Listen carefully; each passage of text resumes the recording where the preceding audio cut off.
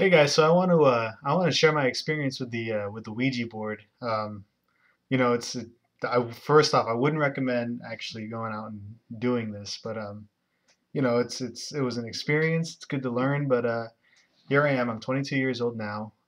This happened back, I want to say in 2003 or so.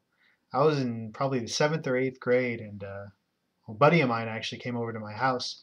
He was actually going to spend the night. You know, we are gonna have a sleepover or whatever. And he brings over his Ouija board.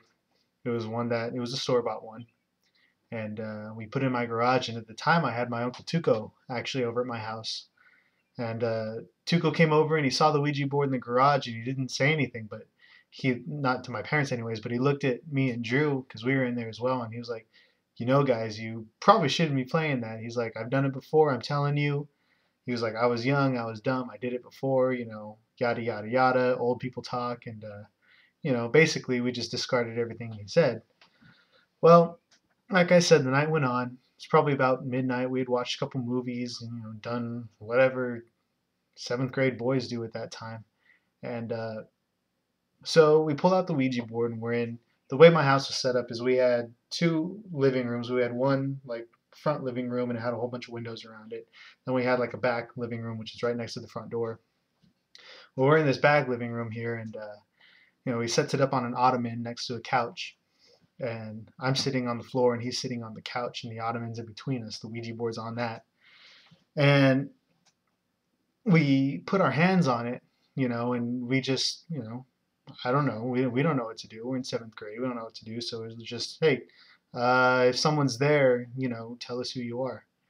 And the planchette started moving around a little bit. And of course, we were like, you're doing that. No, you're doing that. Well, I took my hand off it and it was just him. And you know, whatever was communicating with us, it was saying stuff like, you know, hi, who are you, what's your name, what do you do, you know, but we weren't really engaging it. Well, I put my hands on it, and the nature of the questions didn't change, but how he was answering started to. Well, I asked again eventually, you know, well, what's your name, what's your actual name, and it came back, it said my name's Peter. And so, okay, Peter. So we started addressing him by name. But after a while, it started doing the thing where it goes from like the A to Z, B to Y, and all that. And it kind of goes back and forth along the boards, along the letters. And I'd known from reading previously that, you know, that's bad. And if that starts happening, you know, stop what you're doing. So I said goodbye, and we stopped what we were doing. But you know, something came over me, and I felt like this overwhelming sense of dread, and I couldn't shake that feeling. So you know, I'm a scared seventh grader, and I shoot back to my parents' room. And Drew, he shoots outside because he's scared too. And I go to my parents' room, and I was like, "Dad, wake up!" And I woke my dad up. And he's like, What's wrong?"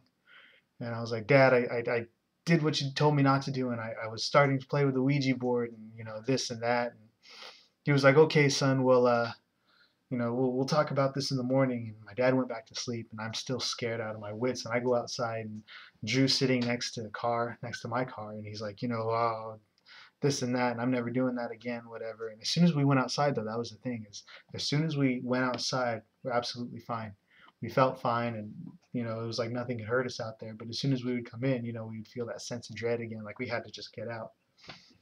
Well, anyways, so my dad, you know, the next morning, you know, Drew goes home. You know, whatever happens, happens. He goes home. He lives his life, and you know, my dad comes out into the kitchen the next morning, and I probably only slept like 2 hours that entire night. My dad comes out, and he's like, "So, tell me what happened last night."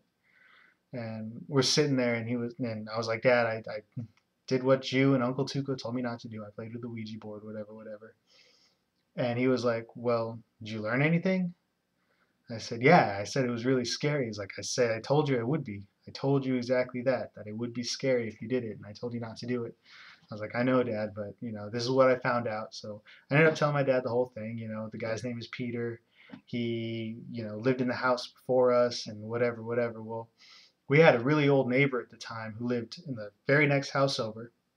The guy's name was Al. Probably still lives there. And my dad went over, you know, a couple of days after this had happened. He went to talk to Al because Al used to love to garden. He was always outside. My dad went over, talked to Al. He's like, "Hey, what do you know about this house before we moved in?" Because before then, we'd only moved in the year before. And to my dad, Al was like, "Well, the house has always been really peaceful, really quiet. It's always been, older gentlemen living there, but he says there was a man there. His name was Peter, and the man actually had a gay partner with him, and that's guess it's not funny, but the man did die of AIDS."